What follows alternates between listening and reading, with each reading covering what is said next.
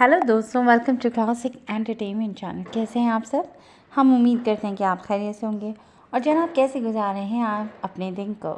हमारी भरपूर दुआएं आपके साथ हैं और हम आपके लिए लेकर आए हैं सिलसिलेवार नॉवल तुमसे क्या कहें जाना की एपिसोड 17, जिसको आपके लिए लिख रही हैं अन्ना इलियास। तो चलते हैं नॉवल की तरफ, मगर उससे पहले अगर आप हमारे चैनल पर नए हैं तो हमारे चैनल को लाइक और सब्सक्राइब कीजिए, आइकॉन बटन दबाइए ताकि कोई भी एपिसोड आप हमारी मिस ना कर सकें। तो चलते हैं नॉवल की तरफ। इस वक्त वो आइदून के हमरा अपने पार्लर का काम करवाने वहाँ मौजूद थी और वो माँ के हुक्म पर बादल नाख्वास्ता मौजूद उसकी हिदायत के मुताबिक वहाँ मौजूद काम करने वालों से काम करवा रहा था। आप एक बार ही मुझे ये सब पिक्चर सेंड कर देती। झंझलाकर उसके हाथ से मोबाइल लिया जिसमें किसी पार्लर के नक्शों को खोले वो कुछ वैसा ही अपने पार्लर का इंटीरियर बनवाना चाह रही थी। मेरे पास आपका नंबर नहीं है।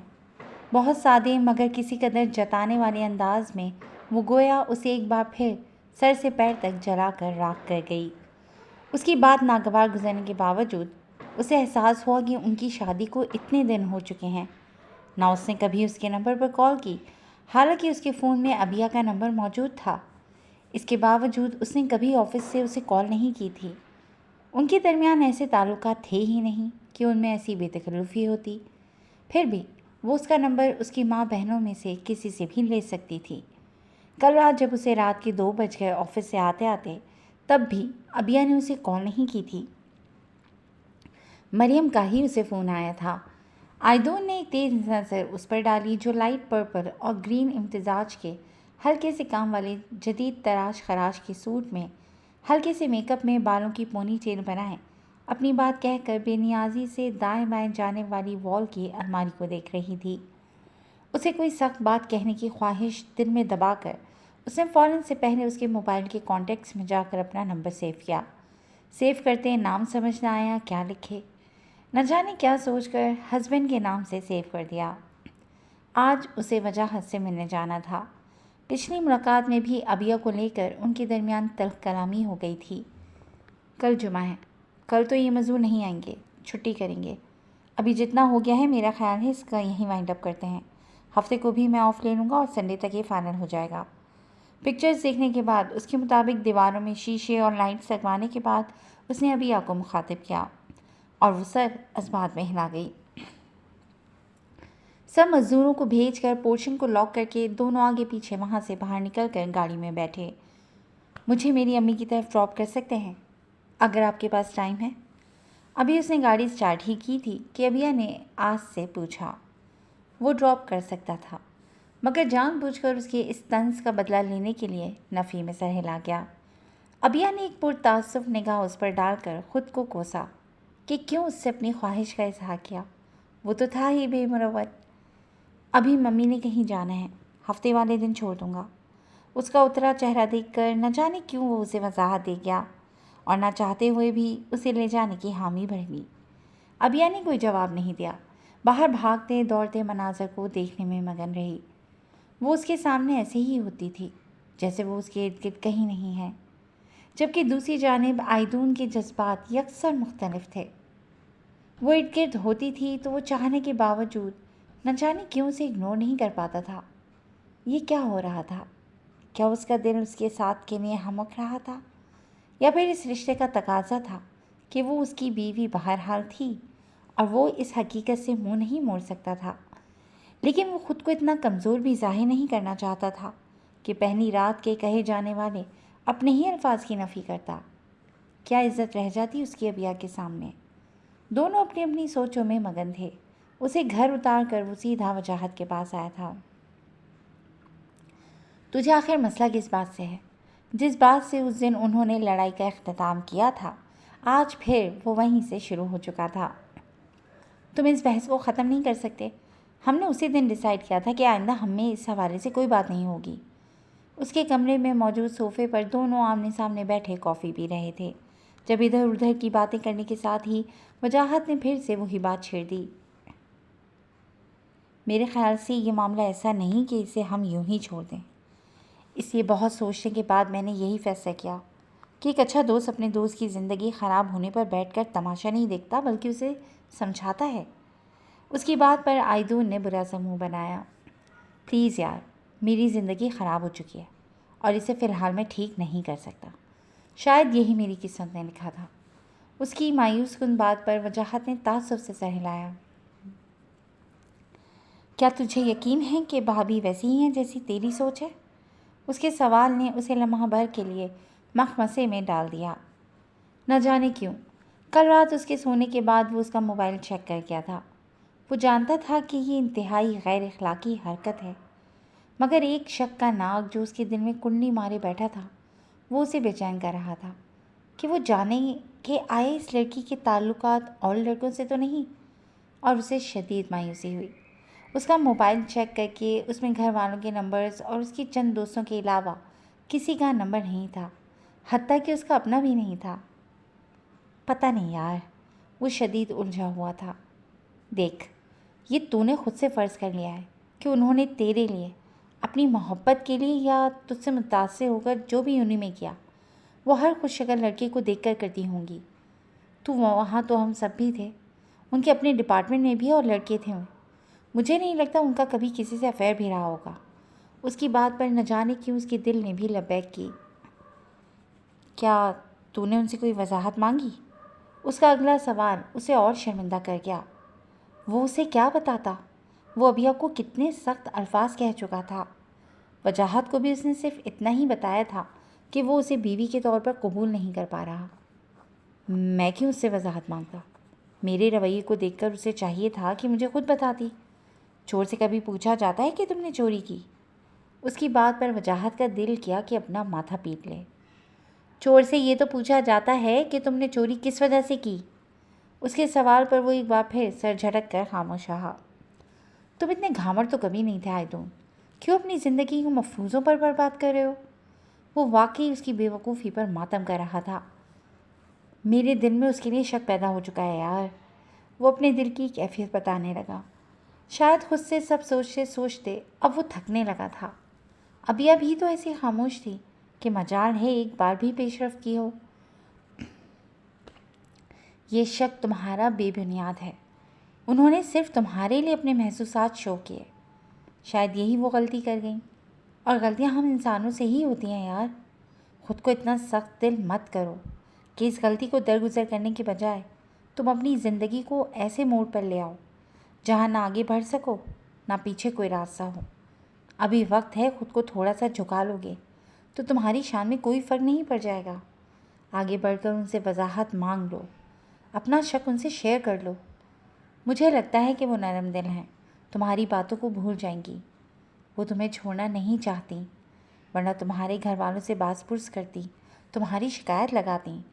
ना उन्होंने अपने घर वालों को इन्वॉल्व किया है। इसी से अंदाज़ा लगा लो कि वो अपने दिल में मार्जिन रखे हुए हैं। ख़राब तुमने किया है तो पहल भी तुम्हें ही करनी चाहिए।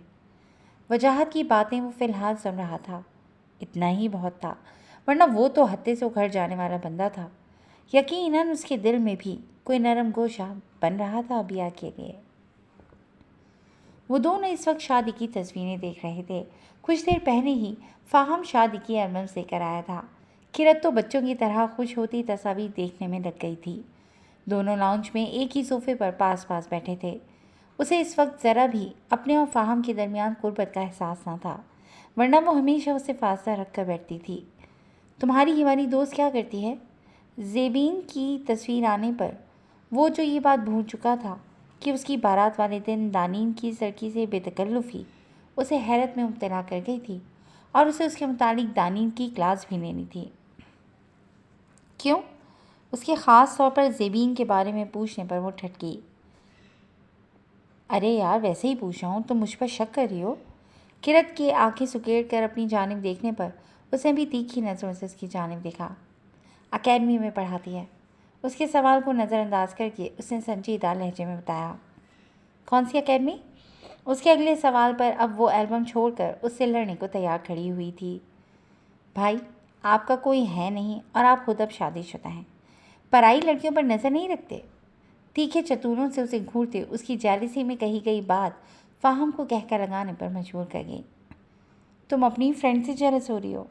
वो उसे मज़ीद छेड़ने वाले अंदाज में मुतबस्सम लहजे में गोया हुआ। जाहिर है जब इतनी डिटेल पूछेंगे तो हैरान तो होंगी। वो जेलसी को जानबूझकर हदफ कर गई। हैरान नहीं, जेलस हो रही हैं आप। वो अपनी बात पर जोर देकर उसके कंधे से अपना कंधा मिस करते हुए बोला। हाँ तो हो रही हूँ जेलस। खबरदार किसी और लड़की के बारे में अब सोचा भी तो। बस मैं और सिर्फ मैं अब आपकी बीवी हूँ। उसकी जानिब मुड़कर अपने सीने पर दाएं हाथ की शहादत की उंगली रखे धौंस भरे अंदाज में बोलती वो उसे इस कदर अपनी लगी कि बग़ैर ताख़ीर के वो हमेशा की तरह अपनी कैफियत का अमली मुज़ाहरा कर चुका था। मगर इस बार का अमली मुज़ाहरा किरत के 14 तबक रोशन कर गया। फ़ाहम ने जैसे ही उसे खुद से अलग किया, वो तेज़ी से उसके पास फासला बनाकर अपनी बेतरतीब धड़कनें एतदाल पर लाने की कोशिश करने लगी। ये क्या तरीका है? किसी कदर रूहान से लहजे में बोलते वो उसकी जानिब देखने की हिम्मत भी नहीं कर पा रही थी। मैंने सादा सा तुमसे सवाल पूछा था, तुम ही मुझे बीवी की डेफिनेशन समझाने बैठ गई। मैंने सोचा तुम्हें भी हस्बैंड की डेफिनेशन समझा दूँ। उसकी जानिब देखने से एतराज़ किया। जानता था उसकी गैर होती हालत उसे और भी अपील करेगी। अच्छा इधर आओ, मुझे इसकी एकेडमी का नाम बताओ। अपने एक फ्रेंड के लिए पूछ रहा हूँ, उसकी शादी करवानी है। उसे नॉर्मल करने को असरबात को कुछ घुमा फिरा कर बताया। किरत दुपट्टे से होंठ साफ करती सब भूल भाल एक बार फिर उससे थोड़ा फासला बनाकर बैठ गई। एकेडमी का नाम सुनते ही फ़ाहम को यकीन हो गया कि कोई तो चक्कर है। ये तो दानीन की ही एकेडमी है। कौन सी दोस्त के लिए? उनकी पिक्चर है इसमें। वो एक्साइटेड होती एल्बम से मौजूद बाकी की तस्वीर को शौक़ से देखते बोली। हाँ। फ़ाहम ने एक पेज खोलकर उसे दानीन की तस्वीर दिखाई। वैसे तो बहुत शानदार है, लेकिन इनकी टांग में प्रॉब्लम है। थोड़ा झिझक कर वो बोली। इसकी टांग में नहीं, दिमाग में भी मसला है। सारी कहानी समझ आते ही वो मायने खेज अंदाज में बोला, जिसे हमेशा की तरह की रस समझने से कासे रही। तो ऐसे बंदे की शादी आप मेरी इतनी अच्छी फ्रेंड से करवाएंगे जो फिज़िकली और मेंटली ठीक नहीं? उसकी बात समझे बिना वो अपने ही अंदाजे लगाते हुए बोली। जब मैं गुजारा कर सकता हूँ तो तुम्हारी दोस्त क्यों नहीं? सोफे पर सर रखे वो उसकी जानिब चेहरा मोड़कर आंखों में शरारत लिए मगर संजीदा लहजे में बोला। तो किरत को चंद लम्हे लगे उसकी बात समझने में। सोफे से उठकर उसके सामने खड़े होते, कमर पर दोनों हाथ दाएं बाएं टिकाए, हैरत से मुंह और आंखें खोले वो उसे पल भर को देखकर रह गई। मैं कहाँ से मेंटली और फिज़िकली ठीक नहीं? उसका झूठ उसे हजम नहीं हो रहा था। बच्ची हो तुम अभी तक। यहाँ से माथे के करीब उंगली रखकर उसके अंदाज को नज़रअंदाज किए बेनियाज बना वो तस्वीर की जाने मुतवज्जा हुआ। कोई बच्ची नहीं हूँ मैं, मैरिड वुमेन हूँ। उसके मासूम अंदाज पर वो कहकर ना लगाता तो क्या करता? मैंने कोई जोक सुनाया आपको? वो मुंह बनाकर उससे पहले कि वहाँ से वॉकआउट करती, फ़ाहम ने उसका हाथ थाम कर ज़बरदस्ती उसे वापस सोफे पर बिठाया। अच्छा सुनो, वो मनाने वाले अंदाज में बोला। कोई ज़रूरत नहीं है मुझसे बात करने की। हर वक्त कहते रहते हैं बच्ची हो बच्ची हो। वो रूहान से लहजे में बोली। ओके ओके दादी अम्मा। उसके कंधों पर बायां बाजू फैलाते उसे नज़दीक किया। क्या करें? वो उसकी जिसारतों पर घबरा उठी। अब बच्ची ना कहूँ तो क्या कहूँ डियर, मियाँ बीवी में इससे भी ज़्यादा कुर्बत होती है। तुम इतने से में इतना घबरा जाती हो। अब बताओ मैं क्या करूँ? उसकी बात का जवाब वो क्या देती? ये तो सच था कि वो जो अक्सर अब उसके करीब आ जाता था, किरत का उसी में सांस खुश्क हो जाता था। आप अपने दोस्त का कुछ बता रहे थे? खुद पर से उसकी तवज्जो हटाई और बाकी सब कामों में मासूमियत का रिकॉर्ड तोड़ने वाली किरत ये काम बेहद चालाकी के साथ करती थी। तुम्हारी फ्रेंड जिस एकेडमी में जॉब करती है, मेरा दोस्त उसका ओनर है।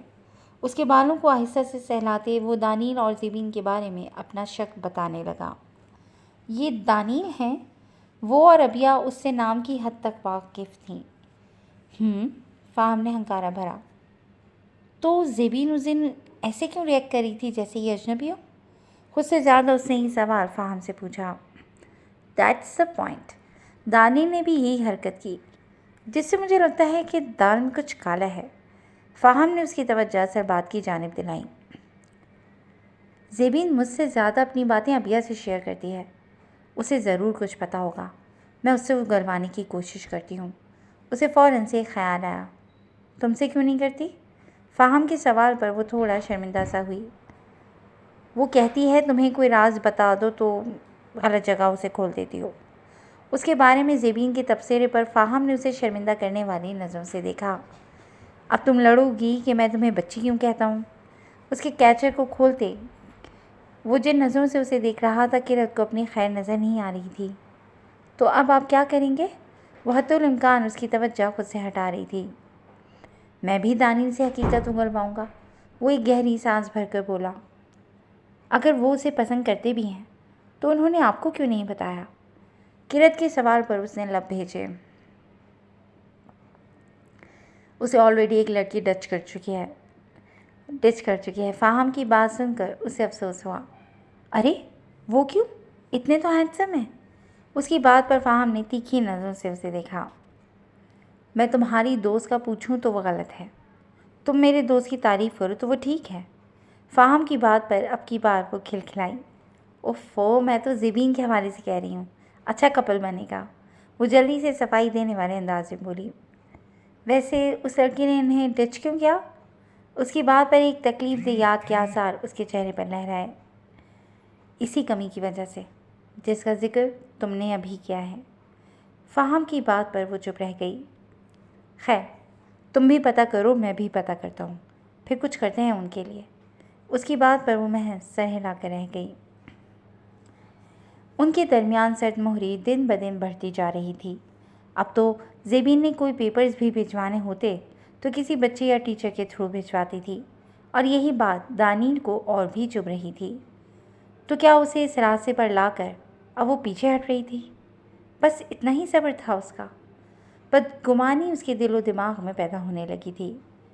उस दिन वो घर जल्दी आ गया था, कहीं ज़रूरी काम से जाना था। तैयार होने की गर्ज से वो अपने कमरे में मौजूद था जब मोबाइल पर अननोन नंबर जगमगाया। चंद बैलें होने के बाद उसने फ़ोन उठाया। अस्सलाम वालेकुम, दानील बेटे से बात हो सकती है? दूसरी जानिब कोई खातून थी और लगता था कि उससे बखूबी वाकिफ़ है। जी मैं बोल रहा हूँ, आप कौन? उसने उन्हें नहीं पहचाना था। मैं ज़ेबीन की मदर बात कर रही हूँ। उनके तारुफ करवाने पर वो लम्हा भर को थम गया। वो तो आज एकेडमी आई थी, रजिस्टर पर उसकी प्रेजेंट मेंशन थी, फिर उसकी मदर ने क्यों कॉल की थी? वो हैरान हुआ। जी कहिए। वो समझ गया था कि वो कुछ कहना चाहती हैं, उसकी इजाज़त की मुंतज़िर हैं शायद। बेटे, क्या आप किसी लड़की में इंटरेस्टेड हो? उनके सवाल पर वो मज़ीद हैरान हुआ। एक्सक्यूज़ मी आंटी, ये बहुत पर्सनल सवाल है। जवाब देने की बजाय उसने उनके सवाल की नौइयत पर बड़े माकूल तरीके से सवाल किया। जी मैं जानती हूँ मुझे इतनी पर्सनल बात आपसे नहीं करनी चाहिए, मगर बेटी की माँ हूँ, खुद से कुछ कहते अजीब भी लग रहा है, इसीलिए आपसे सवाल कर गई। उनका शर्मिंदा सा लहजा उसे अपने लहजे की सख्ती पर शर्मसार कर गया। सॉरी आंटी, लेकिन आप जो कुछ भी कहना चाहती हैं आप खुलकर मुझसे कह सकती हैं। वो फ़ौरन उन्हें हौसला दिलाते बोला। बेटे, बात यह है कि मेरी बेटी आपको पसंद करती है। मुझे नहीं मालूम आपसे उसने तज़किरा किया है या नहीं, मगर मुझे भी ये बात उसने नहीं बताई। उसके एक दोस्त को मैंने फ़ोन किया था, उसी से मालूम हुई। इन चंद महीनों में उसके बहुत से रिश्ते आए हैं और वो मुसलसल कोई ना कोई ऐसा काम कर देती है कि इनकार हो जाता है। मैं जानती थी कि वो खुद मुझे नहीं बताएगी, इसीलिए आज उसकी दोस्त से पूछा, उसने मुझे आपका बताया। बेटे, मजबूर माँ हूँ, मैं जानती हूँ कि अगर उसने तय कर लिया है तो वो पीछे नहीं हटेगी, और ये भी जानती हूँ कि वो खुद से कभी आपको कहेगी भी नहीं। वो इसी कदर खुददार है। उनकी बातें उसे साकत कर गईं। वो उन्हें क्या बताता कि वो कुछ ना कहते भी बहुत कुछ कह गई है। बेटे, अगर आपकी ज़िंदगी में कोई और लड़की नहीं तो मैं एक मजबूर माँ आपसे दरख्वास्त करती हूँ कि क्या आप मेरी बेटी को अपनी ज़िंदगी में शामिल कर सकते हो? उनकी अगली बात उसे शदीद झटकों से दो चार कर गई। वो तो अपने साथ गलत कर रही है। क्या आप पर वो इतना बोझ है कि आप एक माजूर इंसान के साथ उसे नत्थी करना चाहती हैं? खुद को संभाल कर वो संजीदा लहजे में बोला। वो अपने साथ गलत नहीं कर रही, मुझे उस पर पूरा यकीन है। वो इस रिश्ते को बहुत अच्छे से निभाएगी। उसने कभी लोगों की ज़ाहिरी खूबसूरती और कमियों को अहमियत नहीं दी। यकीनन बहुत सोच समझ कर उसने ये फ़ैसला किया है। और मैं ये भी जानती हूँ कि वो सारी ज़िंदगी अकेली रह लेगी मगर शादी नहीं करेगी। इसीलिए जब से मुझे मालूम हुआ है मैंने ये कोशिश तर्क कर दी है। ये कैसी माँ बेटी थी, एक उससे मोहब्बत कर चुकी थी और दूसरी खातून अपनी बेटी की पसंद पर बजाय उसे बाकियों की तरह मनामत करने के अपनी बेटी पर फ़ख्र महसूस करके उसे कायल कर रही थी। क्या ये दोनों दुनिया से मावरा कोई हस्तियाँ थीं? वो हैरान था। उसने तो आज तक तरस और हमदर्दी ही देखी थी। मजबूर लड़कियां देखी थीं जो उससे शादी किसी मजबूरी की बिना पर करने को तैयार थीं। ये कौन दो ख़वातीन थीं जो उसके साथ रिश्ता जुड़ने पर खुश हो रही थीं? आप उसको समझाएं, उल्टा आप मुझे समझा रही हैं। वो कुछ तल्ख हुआ। अपनी कमी को वो यूं किसी के साथ ज़ेरे गुफ्तगू नहीं लाना चाहता था। यह आसान नहीं होता। वो मेरी बड़ी समझदार बच्ची है। बेटे आप क्यों खुद तरसी का शिकार हो रहे हो? अल्लाह ने किसी को भी मुकम्मल नहीं बनाया। यहाँ तो बहुत से लोग आँखें, कान और ज़बान होने के बावजूद देखने, सुनने और कहने से महरूम हैं। अल्लाह ने इतना ज़हीन दिमाग दिया है, किसी पर बोझ नहीं हो। यहाँ तो बहुत से लोग हैं जो दूसरों पर बोझ बन जाते हैं।